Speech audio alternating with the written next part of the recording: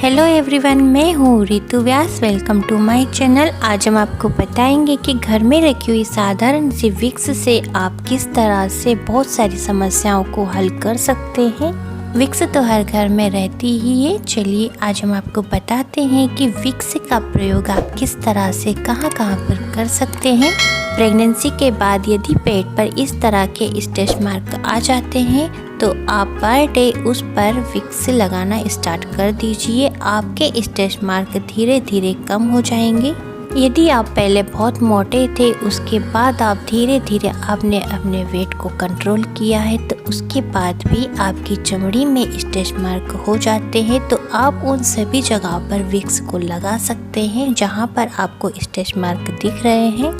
Vicks लगाने से आपकी त्वचा पर किसी भी तरह का कोई साइड इफ़ेक्ट नहीं होगा। यदि घर में बच्चा बहुत ही छोटा है, उसे सर्दी या जुकाम हो चुका है, तो आप उसके लिए भी विक्स का प्रयोग कर सकते हैं। सर्दी जुकाम में आप बच्चों के हाथ और पैर के नाखून में विक्स को लगाइए। उससे बच्चों को बहुत ही गर्मी मिलती है और त्वचा को कोई साइड इफ़ेक्ट नहीं होता है, क्योंकि बच्चे की त्वचा बहुत ही सॉफ्ट रहती है।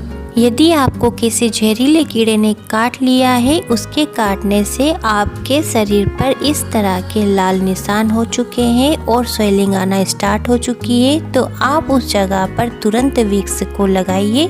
जब हम इस तरह से विक्स को लगाएंगे तो कीड़े ने जहां काटा है उसके आसपास की स्वेलिंग कम हो जाएगी और उसका जहर भी कम होगा। इस तरह से हम घर पर रह के प्राथमिक इलाज कर सकते हैं। यदि कुछ ज़्यादा समस्या है तो आप तुरंत जाकर डॉक्टर को दिखाइए। यदि आपको किसी पुरानी चोट का निशान है, उस जगह पर भी आप विक्स को लगा सकते हैं, उससे उसका निशान कम होगा। कभी कभी बच्चे खेलते हुए गिर जाते हैं, उसके कारण ब्लड नहीं आता है और अंदरूनी चोट आती है, उसके कारण एक खून का एक थक्का जमा हो जाता है। उस निशान को मिटाने के लिए भी आप विक्स का प्रयोग कर सकते हैं। यदि सर्दी के मौसम में आपके घुटनों में बहुत अधिक दर्द है तो आप इस जगह पर विक्स को लगा सकते हैं। जब आप घुटनों पे विक्स लगाए, उस घुटने को एक कपड़े से कवर कीजिए। जब कपड़े से आप घुटने को कवर करेंगे तो उसकी गर्मी से आपकी हड्डी को बहुत ही ज़्यादा आराम मिलेगा। विक्स के प्रयोग से आप घर पर रहकर ही बहुत सारी समस्याओं को कम कर सकते हैं। यदि आपके पैरों की एड़ी फटी हुई है, उस पैरों की एड़ी को आप पहले गर्म पानी से अच्छे से साफ कीजिए। उसके बाद उस पैर पर विक्स को लगाइए। आप 2-3 बार पैरों की फटी हुई एड़ी पर यदि विक्स लगाएंगे तो आप देखेंगे कि वो बहुत ही जल्दी ठीक होने लगी है।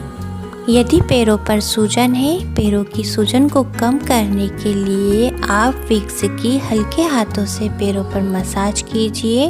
उसके बाद आप देखेंगे कि पैरों की सूजन कम हो चुकी है और पैर का जो दर्द है वो भी कम हो गया है। जब पैरों पर हल्के हाथों से विक्स की मसाज होती है तो उससे बहुत ही अच्छी नींद आती है। मेहंदी लगाने के बाद यदि आप हाथ पर विक्स को लगाते हैं तो उससे मेहंदी का कलर और अधिक निखर जाता है। मेहंदी लगाने के बाद आप मेहंदी को साफ कीजिए। उसके बाद आप हल्के हाथों से विक्स लगाइए। आप पानी का प्रयोग ना करें। कुछ समय आप हाथों में विक्स लगी रहने दें। फिर आप देखेंगे कि आपकी मेहंदी का कलर बहुत ही अच्छा आ चुका है। विक्स के इन सभी प्रयोग को आप करके देखिए और हमें कमेंट्स करना ना भूलें। हम आपसे फिर मिलते हैं। Bye bye. Thank you.